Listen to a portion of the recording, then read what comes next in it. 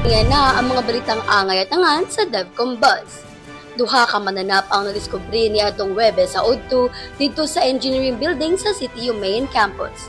Naghatag kini og kakulba o kahadlok sa mga estudyante.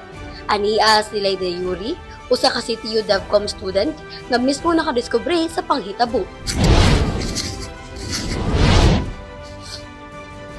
Ato nga time kay padung na mong PE, alauna ang tamong PE niya. Niliadto ko sa engineering building mga alas 12:30.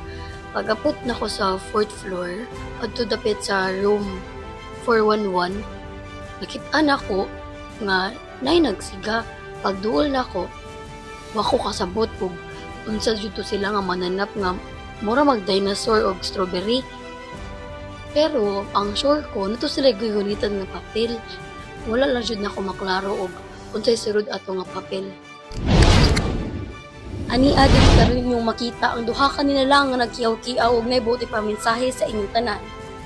I am Sobe. We're here to capture those people who won't follow our meal plan. And I am Doisour. Whether you like it or not, you must eat healthy to become sexy and wealthy. Roar!